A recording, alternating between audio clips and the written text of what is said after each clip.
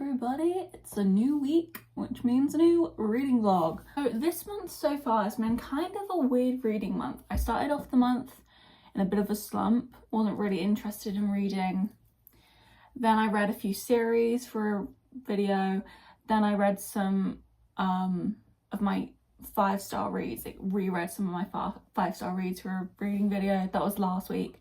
And now I'm kind of back in a good reading mood, which is good. And I'm looking at my TBR and I have like 3.5 books left to finish off. So I thought, why not, for the last week of July, we will try and finish my TBR. So that's what we're gonna do today. So we have left on the TBR, firstly, Clockwork Princess, which is like just over halfway done. I wanted to read this for my finishing series video, but I didn't get around to it.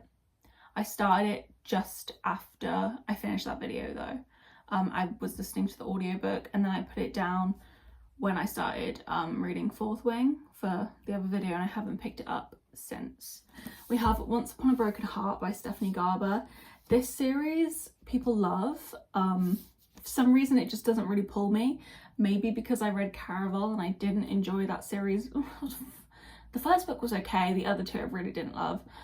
So I'm not that excited about it, but I have the whole series. Like, I need to read it at some point, so I thought it's kind of gives summer, spring vibes. Obviously it's summer now, it's not spring anymore, but I felt like maybe it'd be good to read it before winter. We have Dishonestly Yours by Krista and Becca Ritchie. This is their new series. I'm very excited about this. I think it's kind of like Addicted vibes, in that there's gonna be found family going on and like a group going on, but different in that, like, I think this is kind of like crime related, which is kind of fun. Maybe like a little bit mafia, or maybe it's just like general crime. I'm not sure. But I'm very excited about this. I've been meaning to pick it up like a couple times and then just like not been able to get myself to actually start reading. I think I'm a little bit scared that I won't like it because I'm excited about it. And then we have Reckless by Elsie Silver, which I'm kind of excited about this. I think that this is accidental pregnancy. I don't believe that's a spoiler. I think it comes like right at the beginning. I wasn't excited about the characters because I didn't particularly love Winter's character in the first book, but it's been ages since I read that, so I think I can like get over it and like see her in her own light and not really be bothered. That is the week. I think I'm gonna start off with listening to the Clockwork Prince audiobook because I want to do a bit of a mid-year clean of my room, like a deep clean. I mean, I shouldn't even say my room gets so dusty. I need to do deep cleans like every week, but yeah, I want to do that, like a proper scrub down. I will listen to the audiobook while I do that, I think, and then hopefully start one of the other books. I don't know what's pulling me. I feel like maybe I'm most excited about Dishonestly Yours, so could be the good option.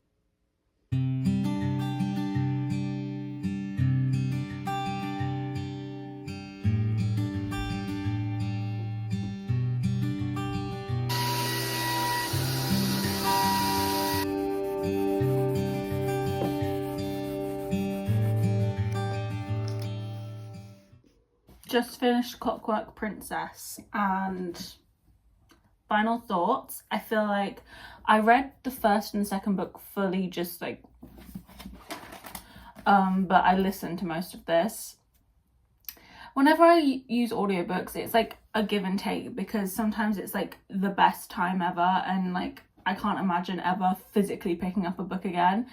But then like I also can acknowledge like I definitely don't connect to the books or the characters as much, and it's easier to like miss little things. So I might have missed little elements in this book which would have made things make more sense to me, why certain things happened. Because there were just certain things that happened that I was like, okay, but you said like at the start of this book or in the last book that you'd never want to do that. So what was the point? I don't get it. But maybe I just missed it. I don't know. The thing is, people love this series so much, like I can't bash it too much, and I don't really have that much negative to say. Like, I think it just didn't do it for me, but I think it's fine, you know? Like, what it is, and I felt this throughout the entire series, like we would be at this like big, like what should be like a big like battle scene, like I should be like heart thumping, like excited and like what's gonna happen next, but like everything throughout the series just felt very like this, like nothing ever took me anywhere. The tone felt the same from like standing in a library to like having like a big like battle situation, and I don't understand why that was. Like I don't understand why that was, and I don't understand what it was, what was going on there, where the disconnect there was for me. The way that the romance like wrapped up was definitely like interesting and great, happy for them all. Yeah, I'm just not really here for a love triangle. This was a better way of doing a love triangle, I think, I guess, but still, you know. Finished the series, which is great. I feel very accomplished. For now, I think I'm gonna put Cassandra Clare down. This series was kind of like me retrying after really not loving Mortal Instruments. Definitely better, but definitely has not like made me more interested in continuing with her other series. Maybe I will, maybe I won't. We'll see. We will see. Yeah. That's that on that. Next, I'm not completely sure what I'm gonna pick up. I'm thinking most likely, oh careful, it's gonna have to be Dishonestly Yours, Krista and Becca Ritchie. The only thing, and this is the case with all new books, when I'm like really, pretty much for every book, I will always go onto Pinterest and look up fan casts, and like I have a little Pinterest folder that I'll just put them all in, and I can just like remember, oh that's that from that book, that's that from that book, or if it's like a series I'll like group it. But for a like a series that hasn't been out for a long time, there's like not gonna really be any, you know what I mean? I guess I can like find it for myself, but then it's like, what do I look like? Brunette girl with like it, like, you know, it's like not really, like people have already got like a simplified or like reduced little like stratified sample for me to take from. I don't know if that was the correct use of the word stratified. Definitely wasn't actually. Maybe, I don't know. So I can't do that, but I need a visual so I can picture. I did just look up Dishonestly Yours on Pinterest just to see what came up, and blue? Blue, okay, well, damn, that makes it harder to picture, I'm not gonna lie. I can't picture someone with blue hair. Is that Kennedy Walsh with blue hair? That's hilarious. Whoever did that edit did a good job. Okay. Let me figure this out. I didn't end up starting Dishonestly Yours yesterday. Ugh. I'm really not good at starting books like at night. I always say like I don't love reading at night. I don't think that's true. I just don't like starting books at night. So I didn't, but I've read one chapter. I just started it. And from what I've gathered so far, it is giving kind of like crime, but it's giving like petty crime. It's giving, so like we've met these two girls. I think we're in the POV of Phoebe. I think we're following Phoebe and then like her love interest, who I think is going to end up being the other girl's brother. We'll see. So we've got Phoebe and then Haley, who I think is her best friend, and it's giving like basically family vibes. Like we've known each other forever. Our mums are best friends type of thing.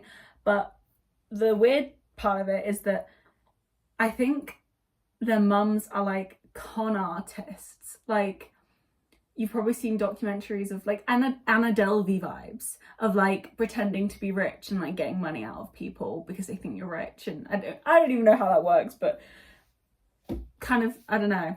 It's like obviously bad, but it's like not killing people. So you know what I mean? It's giving the vibes of like their mums have kind of like trained them, used them in their cons before, like they're kind of part of this world. And now that they're older, like that's what they do, like these cons. Like it's like going from like luxurious living to like in a motel the next day, back and forth, like very ups and downs vibes. and they've just gone in this first chapter, like Phoebe's best friend Hayley has just gone, I don't want to do this anymore, like we need to run away, like I'm over this. And she's like, Phoebe's like, I'm sure about it, but she's like, I can't not go with Hayley. So I think they're gonna try and leave the lifestyle behind. But I think I'm gonna sit down and read for a bit. I'm not sure. I'm waiting for my fucking video to download and it's not fucking doing anything. It's really pissing me off. But yeah, I think I'm gonna sit and read now for a little bit because that was an interesting start.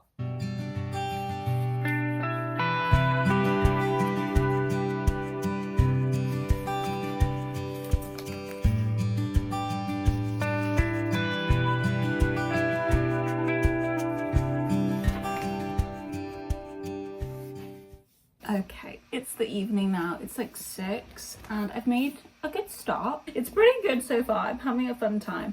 The romance dynamic is very like, we both clearly like have a weird connection to. I really enjoy when it's like we've known each other since we were like so young. We've always had this weird connection, but like I kind of don't like you, but I do. And it's like we don't like each other, but like we also like, you're the closest person in the world to me. Like, I don't know, I always love that. That's the vibe.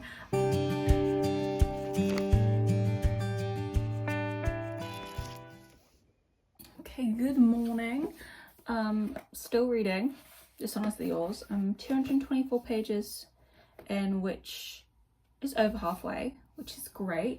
I'm still having a very good time. I'm really enjoying this book. I don't think it's like blowing me away as like a standalone, but I think it could be setting up for a really good series. I really like a lot of the characters, like the other siblings. Also, there's some other characters that aren't siblings. I'm like, I don't know if you're going to be part of the series, like a main part, but if you are, that could be kind of fun. For a little bit, like 50 pages ago, 100 pages ago, I was kind of like, okay, why are you two not just like together? You clearly both want to be together. But I kind of get it now.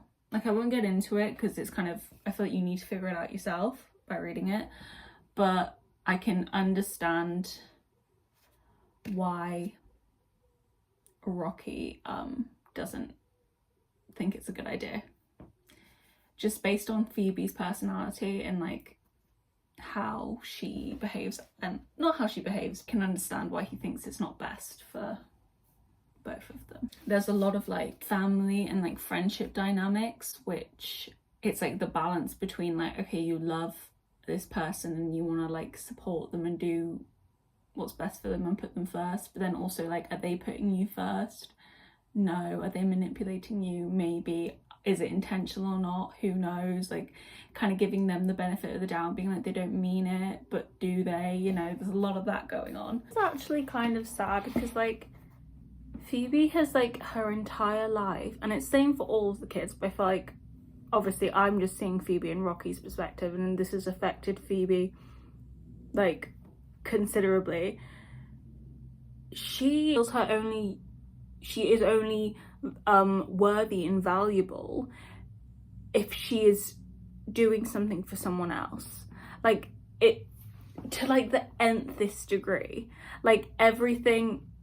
Like, she can never do anything for herself if that's gonna even be like a minor inconvenience to someone else. Like, she will put aside like something that makes her feel so uncomfortable and so degraded if it means not inconveniencing someone else. By someone else, I feel like you can assume who I'm referring to, but you'd have to read the book to find that out. That idea of like, okay, I don't really want to do this, but I don't want to upset you because I love you. You know? It's so sad. I'm having a good time though. I have about 20 pages left, under 10 pages left. I don't know, I can't count.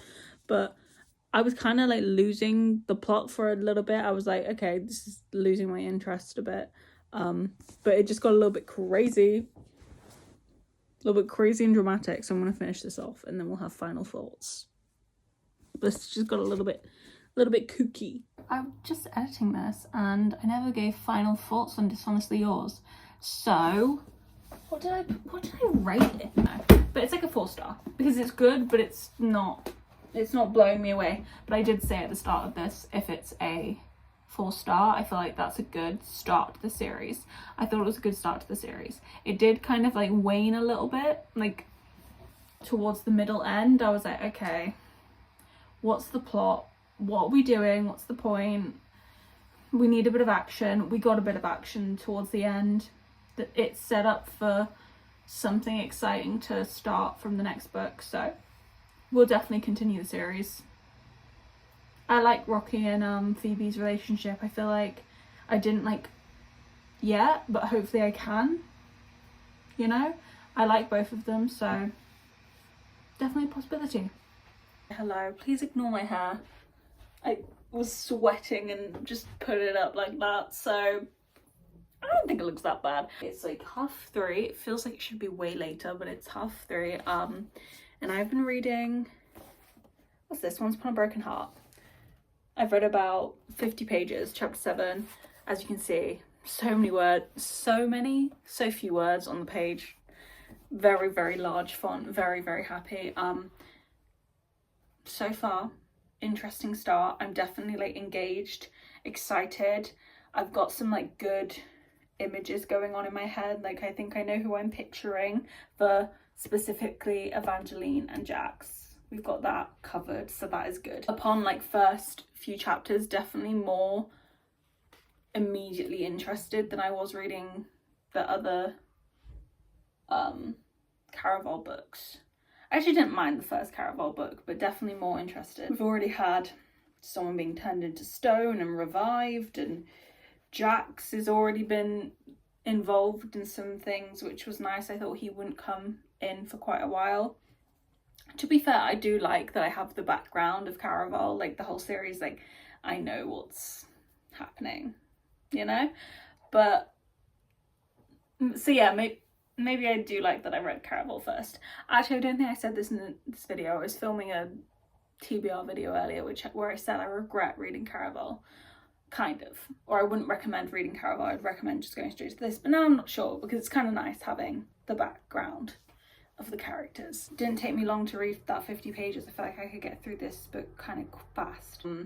I kind of have to for this video because me and my mum, my sister and my dog were all going up to Lincoln, where I used to go to uni, because my grandparents live there, so we're visiting my grandparents.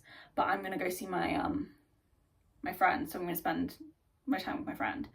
So I'm probably not going to be reading and filming and stuff, so I need to get done, but I don't think I'm going to be able to realistically. Hello. I just brushed my hair, if you can't tell. Oh god, maybe it needs another run through. I'm about to get in bed. It's only 8:30, but I just fancy reading, getting in bed and reading. I am over 150 pages through Once Upon a Broken Heart. Really having a really good time. This has really hooked me. Feeling really happy about it, feeling kind of surprised. Like I know that this has been so hyped up, but I really did fear that I would be one of the ones who wasn't obsessed. But so far, really loving it. Loving Jax. Loving Jax.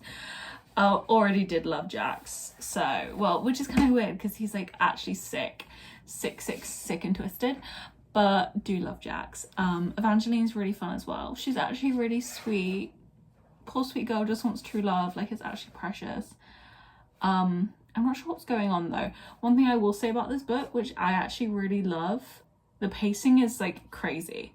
It's like doesn't leave 2 seconds for something to happen. Which I feel like Caraval was kind of similar, but I found that really like I couldn't really, I was not struggling to follow it, but like it was just a bit all over the place at times for me. This feels just kind of more like a fairy tale Mad Hatter vibe, you know what I mean? Like Alice in Wonderland, like everything is just kind of moving at like an unnatural pace, but it's like whimsical. So it's the vibes. Yeah, having a great time. I feel like I will get through a good amount tonight, probably finish it. I'm not going to say early tomorrow because I might not start reading it as soon as I wake up, but good chance I could finish it tomorrow morning, like the pace I've been reading it. Like, it's so fast. The cover is so cute. Look, little archer. I've been the archer.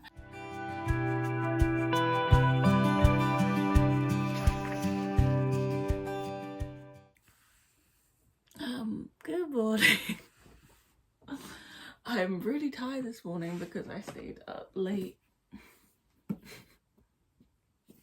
reading Once Upon a Broken Heart.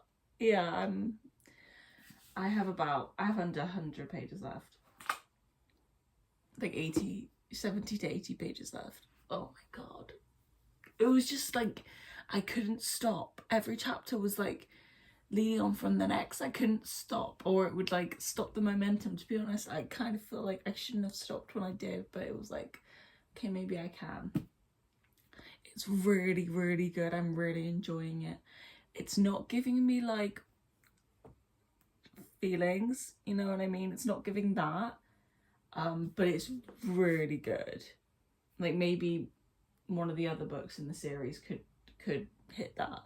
It's a little bit too fairy tale fantastical, mystical, Alice in Wonderland vibes for that, because I feel like for a book to be a 5-star, I need to like really connect. And there's something about this book which feels like there's like a glass, like there's like a wall in between you and the characters, and you know what I mean? And just everything, even like the characters and each other, everything feels kind of like hidden and not what it seems, you know, which is really fun. I think that's part of what makes the book so like different and fun and good, but it kind of stops me from like really like just falling into it. I don't know if that's the right, I feel like I've really fell into it, but just from like connecting completely, you know what I mean? Am I gonna read it right now? There's no episode of Cancelled that I kind of want to watch, so I might do that, and then I might read. Oh, this cover, I feel like I almost like, do I just want to get straight into the next book in the series? Possibly, but I am gonna read Reckless because I've made it that I can probably get Reckless done tomorrow. Okay, down. Just finished. That was a ride. Fantastic. Love, love, love. If I wasn't like reading Reckless next, because that's what I'm doing, I would probably pick up A Ballad of Never After to just continue, because that ended like in a way that's got me really excited to get into the next book to see what's going on. Very, very good. I feel like something that Stephanie Garber seems to do in all of her books in this like Once Upon a Broken Heart Caraval world, whatever you would want to call it, is like the misdirection of it all. You never really truly know who did what and why they did it until like the end. Maybe you'll figure it out then at the end of like the entire series, because it goes from one person, like you're like, okay, gotta be them, but that's too obvious because you said that now, so no, it can't be them anymore, so maybe it's them, but maybe it was those, maybe that's a misdirection, maybe you're double bluffing me. Fantastic. Really, really enjoyed. Love Jax. Fantastic. I liked him from Caraval already. Fantastic. He is very let's take it one step further than, what's the word, morally grey. Let's take it one step further. He is morally black. He is not morally there, but he serves C-U-N-T. He serves C-U-N-T. That's a fact. So much fun. It's not 5-star. It's not a 5-star. It's not giving that. I don't know why. I guess, like I said earlier, it's just not like, doesn't have that, but it's definitely like at least a 4.5. I'm gonna sit on it for a bit. Maybe it's 4.75. I'm not sure. I'll like take the weekend to think about it. But fantastic. If you haven't read this series, I would really recommend. I'm scared about like the continuing it, because I think maybe what's gonna happen is this book and the next book is like building up to like, okay, maybe these people can actually be in love, like maybe we can actually get like a happily ever after from them, and then maybe it just doesn't happen really in the last book, which kind of makes sense, but also like would be really, really, really like shit. I don't know. My legs hurt though.